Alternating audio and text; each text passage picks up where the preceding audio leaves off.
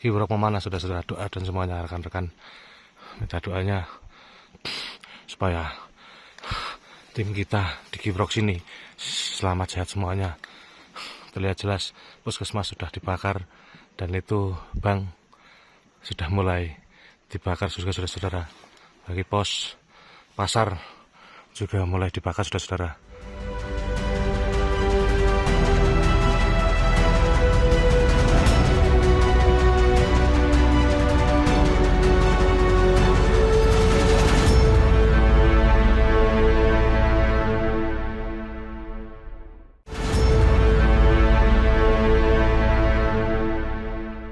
Assalamualaikum warahmatullahi wabarakatuh. Kembali berjumpa dengan saya Hersbuno Arif dari Forum News Network. Jika kita mengamati konflik di Papua dalam beberapa saat terakhir ini mengalami eskalasi ya. Beberapa hari yang lalu ada seorang anggota TNI yang gugur, yakni anggota Koramil di Yahukimo. Dan kalau kita rekap ke belakang, itu banyak sekali anggota TNI yang gugur sepanjang tahun 2021 saja ini. Dan kemudian orang bertanya-tanya, mengapa ya banyak sekali anggota TNI yang gugur, padahal katanya di sana itu kekuatannya disebut sebagai KKB, kelompok sekarang KSB ya, kelompok sipil bersenjata begitu. Jadi apa sebenarnya yang terjadi di Papua? Saya akan mengajak Anda untuk berbincang dengan Mayor Jenderal TNI Supyadin Aris Saputra. Ini lengkap ini pengalaman beliau ini, nanti saya akan ajak ngobrol-ngobrol sebentar dengan Anda. Assalamualaikum Pak Supyadin. Waalaikumsalam Mas Her. Ya. Salam sehat selalu. Nah, itu yang paling penting saya kira dalam situasi sekarang ini. Iya, salam sehat. Ya, bisa sehat, bisa survive, itu saya kira sudah keberkahan buat kita semua ya Pak ya. Oh, luar biasa, luar biasa. Ya. Situasi seperti ini kita memang harus jaga kesehatan. Ya, saya ingin mengajak teman-teman di viewer FNN ini untuk ngobrol dengan Pak Supyadin, tapi saya akan kasih background dulu mengapa kemudian saya memilih beliau. Beliau ini terakhir sebagai anggota Komisi 1 di DPR RI dari Partai Nasdem. Tetapi sebenarnya yang paling penting itu adalah background beliau. Beliau ini pernah jadi Pangdam setidaknya di 2 tempat, yakni Udayana, dan kalau kita ngomong Udayana itu berarti dengan perbatasan timur-timur, dan terakhir Aceh. Nah, Aceh ini menjelang MOU Helsinki. Saya kira ini kita menarik untuk membicarakan itu, dan juga beliau pernah menjadi ASOP ya di Mabesat, dan tentu saja mengikuti dengan jelas Panglima TNI. Oh, ASOP Panglima TNI, mohon maaf, ASOP Panglima. Jadi ya jelas operasi-operasi di Papua beliau sangat memahami soal itu. Nah, pertanyaan pertama nih Pak Supyadin, apa yang terjadi dengan di Papua ini sebenarnya? Ya, jadi begini, Papua ini memang sangat berbeda dengan Aceh. Kalau kita lihat perkembangan dalam 3-4 tahun terakhir ini gerakan bersenjata OPM ini bukan makin menurun, semakin meningkat. Jadi aksi-aksi mereka ya menyerang pos-pos polisi, pos-pos TNI, kemudian juga menyerang pemukiman, bahkan membakar-bakar. Nah, ini memang ada hal-hal yang perlu kita pahami gitu ya. Karena begini, Papua itu OPM ini dia latar belakangnya bukan keadilan, Mas Her. Tapi latar belakangnya memang dia merdeka. Karena merasa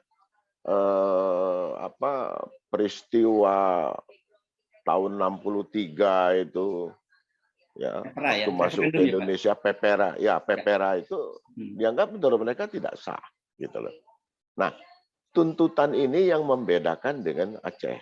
Kalau Aceh itu dia lebih kepada ketidakadilan pengelolaan eksploitasi sumber daya alam itu. Nah, oleh karena itu Aceh lebih mudah kita ajak bicara begitu ya. Tapi Papua ini agak susah. Kenapa? Seperti saya katakan, yang namanya gerakan separatisme itu di dunia manapun secara universal mereka terdiri dari 3 kelompok. Pertama adalah kelompok bersenjata. Ini sebenarnya kekuatan inti mereka.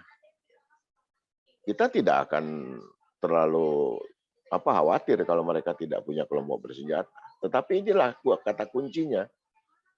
Nah, oleh karena itu mereka bagaimana caranya dari hari ke hari, dari waktu ke waktu, memperkuat kelompok bersenjatanya, menambah jumlah senjata dengan segala macam jenis senjata sebagai bentuk eksistensi gerakan separatis. Itu yang pertama. Yang kedua, ada kelompok yang namanya kelompok politik. Nah, inilah kelompok politik ini yang tugasnya melakukan perjuangan di luar wilayah NKRI guna mendapatkan dukungan politik terhadap gerakan mereka ke negara-negara ya, yang minimal katakanlah satu suku bangsa dengan mereka, begitu ya. Nah, kita bisa lihatlah manuver mereka kemana. Ya, Melanesia ya, Pak. Thailand. Ya, Melanesian Brotherhood gitu ya. Nah, itu. Nah, ini tugas mereka. Dan hal-hal ini mereka yang kita kenal dipimpin oleh kelompok Beni Wenda.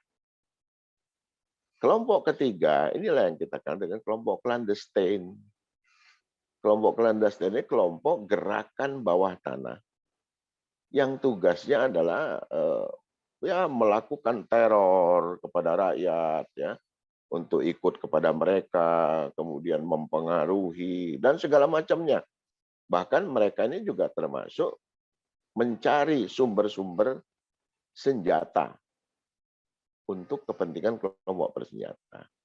Nah, 3 kelompok ini ya, inilah yang menyebabkan mereka hari ini terus ya.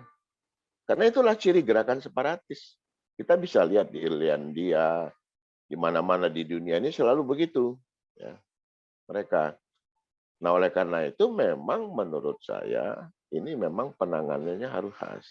Jadi kita sudah lihat ya bagaimana berbagai reaksi mereka terhadap segala macam upaya pemerintah. Ya. Terhadap hasil pembangunan, mereka tidak terlalu ini. Bahkan saya lihat ada tokoh mereka yang mengatakan ketika dibangun jalan tol sepanjang Papua itu, mereka mengatakan, kami tidak butuh jalan tol. Itu ada ucapan itu, gitu ya. Saya punya rekamannya begitu. Nah, yang kedua, Mas Her, ini ternyata gerakan OPM ini sudah meluas ke Papua Barat, yang tadinya di Papua. Sekarang sudah menyeluar ke Papua Barat, gitu. Nah, oleh karena itu memang diperlukan sebuah konsep, ya, konsep yang betul-betul komprehensif untuk menangani ini. Tetapi sekali lagi, ini konsep apapun ini tidak mudah karena memang mindset mereka itu ya udah merdeka kami pokoknya gitu loh. Ya, itu pokoknya kami mau merdeka, nggak ada lain-lain. Ya. Nah, inilah. Nah, oleh karena itu penanganan hari ini kita lihat ya penggunaan istilah-istilah terhadap penanganan OPM ini mulai dari waktu era TNI sebelum Undang-Undang TNI tahun 2004 ya kita tangani dengan pola-pola pendekatan operasi militer waktu itu gimana ya. Nah, tapi juga akhirnya dengan Undang-Undang TNI tahun 2004 nomor 34 itu kemudian operasi penanganan Papua ini diserahkan kepada Polri. Nggak ada masalah sebenarnya, ya nggak ada masalah mau Polri. Nah, maka muncullah istilah-istilah mulai dari gerakan separatis bersenjata, kemudian berubah menjadi kelompok separatis bersenjata, kemudian karena pendekatannya hukum berubah lagi menjadi KKB, kelompok kriminal bersenjata, ya. Kemudian terakhir ini dengan kelompok teroris bersenjata, kan begitu. Tetapi substansi masalahnya juga tidak selesai. Tidak selesai. Kita sudah melakukan pendekatan hukum, sudah, ekonomi, ya, sosial budaya, iya, semua, ya, pendekatan-pendekatan kesejahteraan sudah juga. Nah, tapi mengapa? Nah, karena memang kata kuncinya ada di kelompok bersenjata ini, Mas. Oleh karena itu, memang prioritasnya kepada kelompok bersenjata. Ya. Kan kita tidak bisa membiarkan tiap hari prajurit kita dibunuh, polisi dibunuh, kemudian rakyat juga dibunuh, pegawai perusahaan dibunuh, kontraktor dibunuh, ya, fasilitas sosial, ya, fasilitas masyarakat yang notabene juga mereka butuhkan, puskesmas dan segala macam, ya, mereka bakar, pasar mereka bakar. Artinya apa? Ini harus ada tindakan tegas. Ya. Kan tidak bisa kita ada permisif gitu. Oh, udahlah, nggak apa-apa. Puskesmas cuma satu aja dibakar, terus kita bisa bikin lagi. Nggak bisa begitu. Harus ada langkah tegas. Nah, oleh karena itu, menurut saya, penanganan ini, ya, karena sekarang ditangani oleh Polri, ya nggak apa-apa, silakan. Tetapi sekarang bagaimana kita lihat kelompok bersenjata mereka ini hidupnya di mana, kan gitu. Nah, kalau kita lihat kasus yang terjadi, Mas Hep, ya, bolak-balik kasus yang terjadi selalu di sekitar Puncak Jaya. Ya. Nah, ada apa dengan ini? Ya, artinya kabupaten sekitar Puncak Jaya, ada Yahukimo dan segala macamnya itu, ya, memang itulah lahan subur untuk mereka hidup. Artinya apa?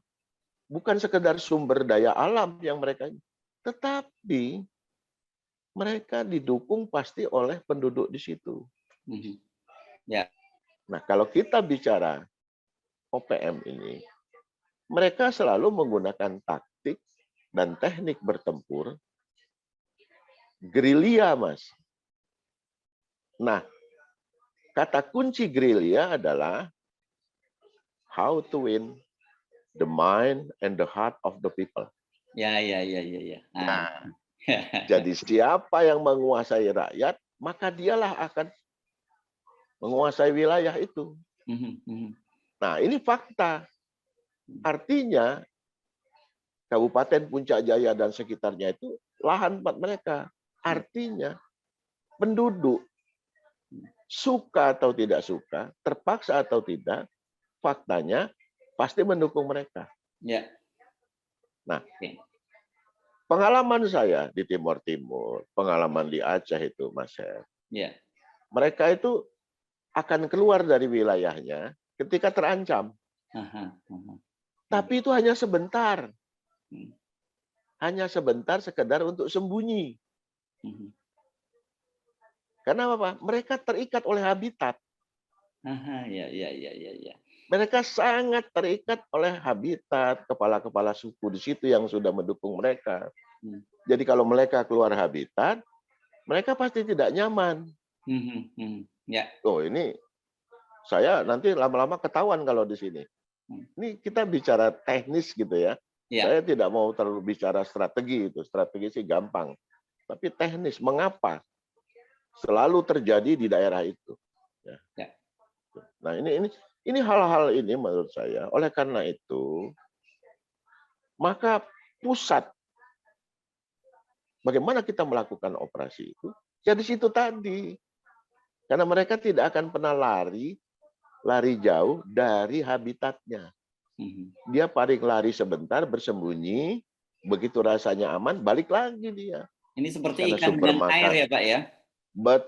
Betul sekali. Karena di situ sumber makanan mereka ada, dukungan rakyat ada. Itu ciri-ciri begitu, Mas. Jadi pengalaman saya begitu. Jadi Apalagi kalau gerakan-gerakan TNI-nya tidak rahasia. Dia baru bergerak aja, rakyat sudah ngasih kode. Sudah ngasih kode ke dalam orang hutan. Iya. Ini loh, mau datang sekian orang. Sudah, nggak akan ketemu. Ya. Saya di Timur Timur juga begitu. Berapa kali di sana kita kejar-kejar ke gunung, lari dia keluar sebentar, masuk lagi, kan begitu. Nah, artinya apa ini, Mas? Siapa yang punya spesifikasi kemampuan untuk menghadapi kelompok bersenjata seperti ini? Maka kalau kita mau jujur, itulah TNI yang punya kemampuan itu. Karena TNI, khususnya satuan-satuan infanteri seperti Kopassus, gitu ya, Raider, satuan-satuan lain, ya, termasuk marinir itu sudah dilatih, karena marinir itu punya satuan infanteri yang dia punya kemampuan bertempur di darat. Itu punya kemampuan itu. Nah, artinya berikan ruang yang cukup kepada mereka. Ya. Kenapa? Ya prajurit, kita bicara belak-belakan. Karena prajurit kita itu, prajurit infanteri itu, dia sejak dilahirkan sebagai prajurit, itu memang tugasnya tadi. Ya. Jadi kalau bahasa saya itu, tugasnya mereka mencari, satuan infanteri itu, mencari, menemukan, ya, kemudian menghancurkan, dan menawan. Tugas mereka itu. Menghancurkan itu dalam arti jangan diterjemahkan harus dibunuh, tidak. Ya. Tapi setelah dia mencari, menemukan, ya. Karena dalam teori perang itu cuma dua, Mas, tujuan perang itu. Kalau kita mau bicara ya, strategi perang itu dua tujuannya. Satu, menghancurkan kekuatan bersenjata musuh supaya tidak eksis lagi. Nah, yang kedua ini yang paling sulit, Mas. Apa itu? Menghancurkan kemauan musuh untuk berperang. Ini yang paling sulit. Karena ini menyangkut sikap mental. Itu yang paling sulit. Ya. Kita lihat Vietnam. Vietnam mereka dihancurkan, ya kelihatannya hancur, tapi kemauan berperangnya sudah berhenti? Belum. Itu. Tidak berhenti. Jadi kalau dari penjelasan Bapak tadi, itu kelihatannya seperti ini memang penting sekali kombinasi antara operasi tempur dan operasi teritorial gitu ya Pak ya? Ya, dan operasi penegakan hukum. Karena di sini Polri yang mengendalikan operasi, maka ujung-ujungnya nanti itu pasti kepada penegakan hukum. Katakan mereka sekarang disebut teroris. Nanti begitu mereka ditangkap di hutan, maka penyelesaiannya harus hukum. Ya sudah, oleh TNI serahkan aja kepada Polri. Silakan, ini udah kami tangkap. Kan begitu. Kalau ada yang terbunuh, ya sampaikan ini. Tapi memang itulah tugasnya. Jadi ada sinergi kemampuan antara Polri dan TNI, kan begitu. Jadi tidak bisa prajurit TNI dipaksakan untuk operasi penegakan hukum, nggak bisa. Itu bukan habitat dia, gitu. Ya. Habitat mereka itu mencari, ya, membaca jejak musuh di tengah hutan, kan begitu. Ya. Kemudian kita pengalaman, Mas, saya pembanding dengan Poso ya, kita lihat.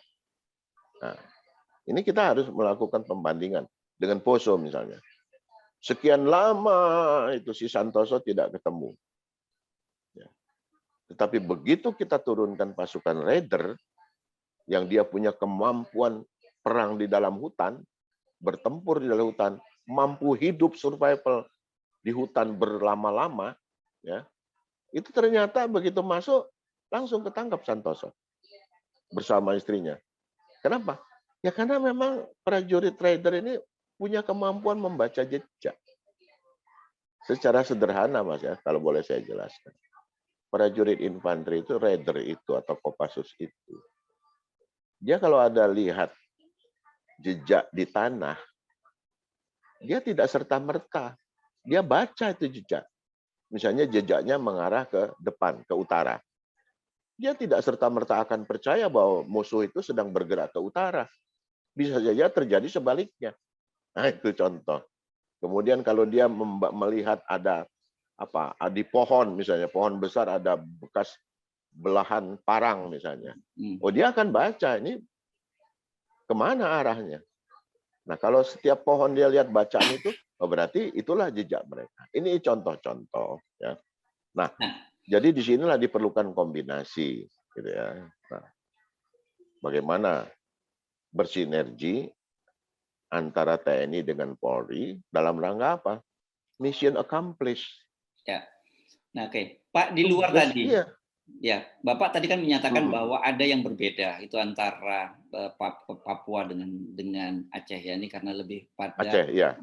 Nah, tetapi di luar itu kan saya kira tadi tetap saja kuncinya tadi ada menyatakan bahwa ini kan perang gerilya dan saya kira ini ya taktiknya juga sama. Yang menjadi pertanyaan seberapa mengapakah di Papua ini masih terus berlarut sampai sekarang, bahkan sampai ada seorang jenderal Kopassus yang juga gugur di sana gitu. Berapa besar sih kekuatan bersenjatanya di Papua dibandingkan dengan Aceh? Gitu? Ya sebenarnya kalau kita kekuatan bersenjata relatif ya, itu sebenarnya secara spesifik dari aspek intelijen, setiap kita kali kontak senjata dengan mereka, itu kita bisa hitung jumlahnya. Kita bisa hitung setiap kali kontak senjata. Gitu. Misalnya di Aceh, ya. Terakhir mereka mengatakan kami cuma punya 844 senjata. Padahal hitungan saya tidak segitu kan begitu. Sebagai Pangdam saya tahu persis hasil kontak senjata kita, hasil analisa intelijen kita. Tapi karena mereka bilang 844, ya udah kita terima.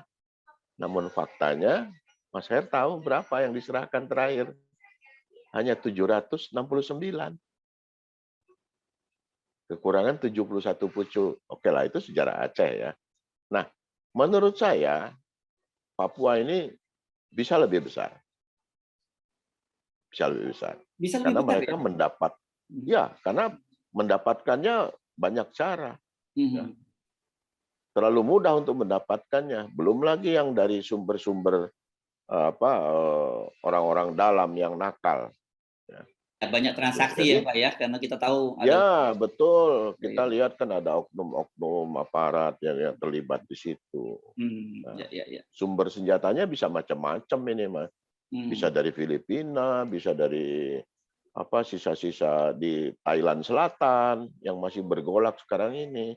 Mereka cuma sekitar itu aja, dan mereka ada komunikasi, ya, ada komunikasi. Dulu saya waktu nangani Aceh itu di Batam ada tempat pengumpulan senjata di Batam. Nah, ya. Tapi ya, jadi dengan demikian menurut saya memang sekali lagi pola-pola operasi kita harus segera dirubah. Jadi Polri ya sudah fokus pada penegakan hukum, ya. Kemudian TNI pada fokus mencari kelompok bersenjata. Nah, kelompok bersenjata ini memang sekali lagi perlu kerja keras karena wilayah Papua itu hutannya luar biasa. Cuman sebenarnya ada keuntungan secara geografi, Mas, hutan Papua itu. Di sana tidak ada binatang buas seperti di Aceh. Itu apa maksudnya binatang buas yang tidak ada di sana? Harimau tidak ada di Papua. Gajah tidak ada, Mas. Beruang tidak ada. Paling yang ada menurut saya sana buaya dan ular. Iya. Nah, kalau di Aceh orang kan ngeri bergerak malam, sana ada harimau, ada gajah, ada. Nah, relatif sebenarnya secara geografi memang hutannya lebat, tetapi tingkat bahayanya jauh lebih rendah daripada hutan-hutan di Aceh begitu. Artinya prajurit itu lebih mudah lah, ya paling banter serangan pacet, lintah lah, itu udah biasa, itu nyamuk gitu ya, itu udah makanannya prajurit lah kalau itu. Oke. Nah, Faktor internasional, Pak. Ini kan saya kira mesti kita perhitungkan juga, karena saya lihat internasionalisasi kasus di Papua dengan Aceh itu sangat berbeda. Ya, oh jelas. Secara real kita lihat ada negara-negara kawasan Pasifik Barat Daya ya, yang berpenduduk Melanesian Brotherhood. Sampai hari ini mereka masih berjuang terang-terangan untuk mendukung kemerdekaan Papua. Nah, ini yang sebenarnya secara politik, ini yang harus semakin hari harusnya semakin kecil dukungan itu. Nah, ini peranan siapa? Satu tentu peranan Departemen Luar Negeri kita. Bagaimana mengeliminasi, mengkerdilkan upaya-upaya Benny Wenda CS ya, untuk tidak mendukung.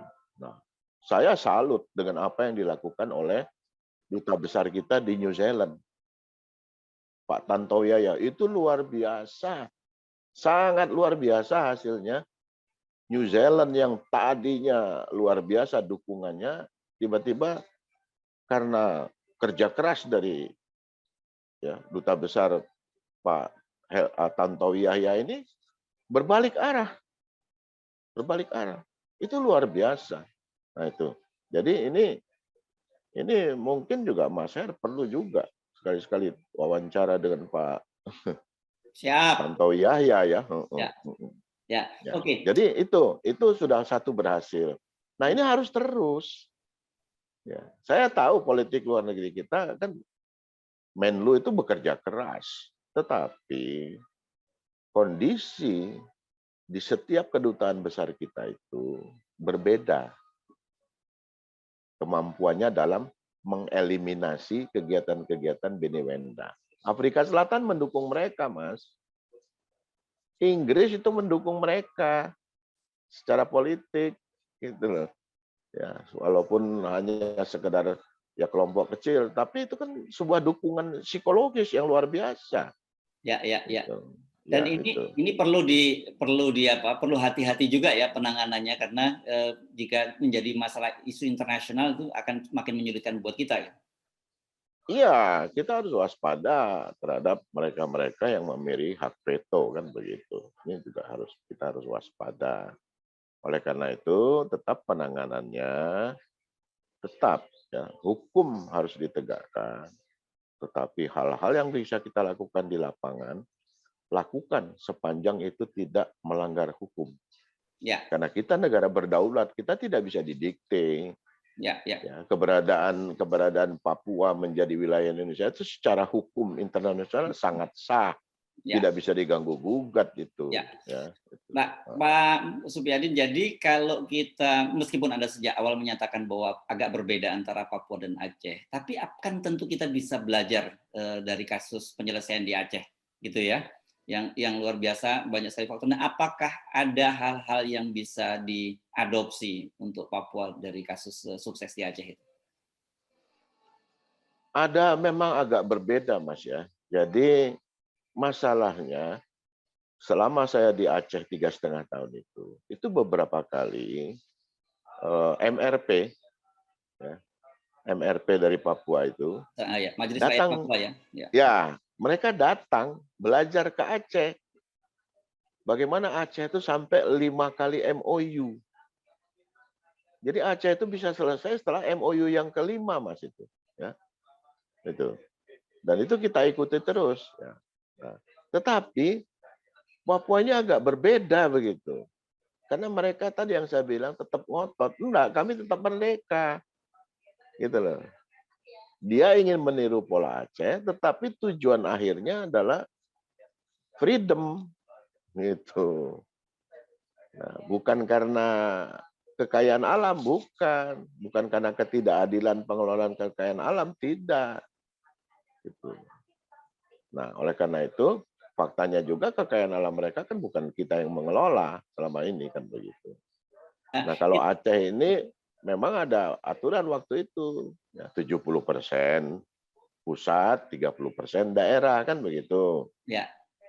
Nah, setelah dilakukan negosiasi-negosiasi, nah, alhamdulillah ya, masyarakat Aceh memang sadar betul ya, bahwa merupakan bagian dari Indonesia. Maka relatif lebih mudah begitu ya. Karena mau mengerti mereka gitu. Ditambah dengan ya juga pendekatan-pendekatan kita di sana menyadarkan mereka. Dan sekarang mereka juga menjadi para kepala daerah, kita beri ruang yang cukup untuk mereka, kan begitu. Nah, Papua ini sudah kita berikan ruang juga sebagai kepala daerah, tetapi kembali lagi, kelompok OPM ini tidak bisa. Oke, dan agak bedanya kan Aceh, bagaimanapun sahamnya terhadap Republik ini kita berdiri luar juga biasa. Iya, betul. Ya. Oke. Jadi apa rekomendasi Bapak? Karena tentu saja sebagai senior TNI, saya kira Bapak pasti mempunyai kesedihan yang sama melihat dari hari ke hari banyak sekali anggota TNI yang gugur gitu ya, bahkan sampai ada jenderal. Kan di Aceh nggak pernah terjadi semacam itu gitu, sehingga kemudian kasus ini tidak terus berlarut karena bagaimanapun juga ini bukan sekarang sih bukan jadi kerikil lagi, saya kira sudah menjadi batu sandungan buat pemerintah di Indonesia siapapun pemerintahnya.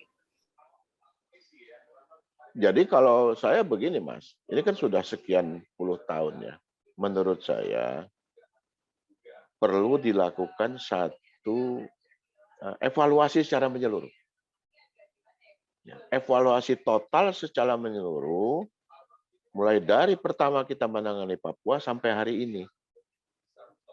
Nah, dicarilah apa sebenarnya kelemahan-kelemahan dalam penanganan Papua ini.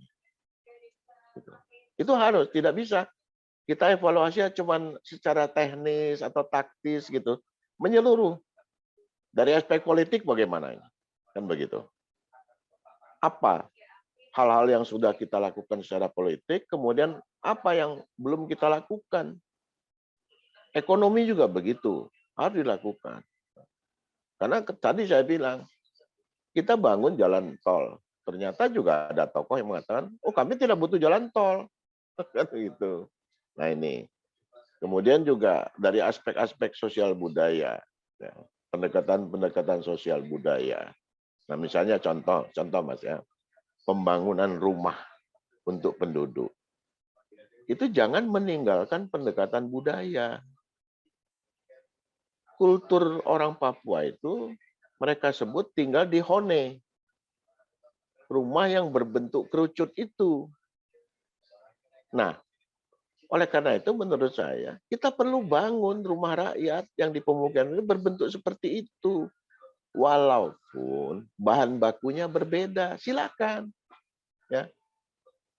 Mau bahan bakunya diganti bata, atapnya diganti seng, tetapi bentuknya tetap orang lihat. Oh ini rumah saya, karena ini namanya hone. Dilihat dari bentuk dia sudah, oh ini hone. Walaupun bahan bakunya beda. Ini yang saya katakan, pendekatan yang pada kultur. Dan itu pernah saya lakukan waktu di Timur Timur gitu ya. Nah, di Timur Timur misalnya rakyat itu kalau bikin rumah dia selalu di belakang rumah itu selalu ada kandang hewan gitu loh. Nah, ketika kita bangun, saya pernah itu ya pengungsi dari daerah Timur Timur Los Palos, kita tempatkan di Maliana Mas Her. Kita kasih kapling dia. Ini dekat NTT besar. Ya, arah perbatasan dengan NTT. Ya, Maliana, perbatasan Atambua. Ya. Kita kasih kapling, Mas. Rumahnya bagus, atapnya bagus, ya, tanahnya luas, tapi mereka tidak olah. Saya tanya, ada apa? Bapak kok tidak diolah? Bapak, ini bukan tanah kami, ini tanah orang. Nah itu. Jadi jawaban mereka sederhana, ini bukan tanah kami. Memang ini tanahnya besar, tapi bukan tanah kami. Katanya. Nah ini, kenapa? Kita bangun tanpa pendekatan kultur. Nah, menurut saya kalau di Papua kita bangun, soal nanti mereka membangun rumah-rumah modern, biarlah mereka yang bangun. Tapi kita bangun rumah-rumah yang pendekatannya kultur. Sehingga mereka begitu lihat, ini rumah saya, ini hone namanya. Ah, begitu. Terlain. Ya. Pendekatan-pendekatan yang lain juga gitu ya, adat budaya. Ini jadi menurut saya harus dilakukan evaluasi. Tidak bisa kita terus bolak-balik membiarkan prajurit tewas. Tidak bisa kita juga terus memaafkan mereka, membakar segala macam. Tidak bisa. Harus ada way out, jalan keluar. Jadi harus dilakukan satu renewable, gitu ya, konsep yang baru secara menyeluruh. Mungkin sudah dilakukan oleh pemerintah, tetapi kita melihat pola-pola penanganan di lapangan masih klasik, belum berubah secara signifikan. Ya. Sekedar mereka nembak, kita kejar lagi, kan? Nah, mereka saya bilang tadi, begitu dikejar hilang sementara dari habitatnya untuk sekedar sembunyi. Setelah aman balik lagi melakukan lagi hal yang sama.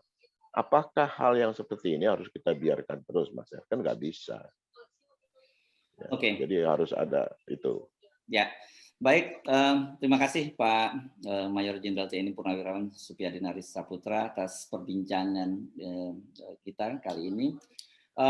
Kita akan update ya Pak pada beberapa perkembangan lain, karena saya kira dengan jam terbang Bapak di berbagai daerah operasi ini sangat menarik untuk memberikan semacam pencerahan pada publik dan juga kontribusi terhadap pemerintah dalam menangani berbagai persoalan. Ya, saya hanya titip bahwa kita juga harus hati-hati penanganan ini. Jangan sampai ada intervensi politik secara internasional. Ini tolong diwaspadai kita. Ya. Karena nanti akan sia-sia kerja kita. Ya. Saya kira Mas Arief paham betul itu. Gitu Mas Arief. Terima kasih Pak Supyadi. Assalamualaikum warahmatullahi wabarakatuh. Waalaikumsalam. Salam sehat selalu. Siap.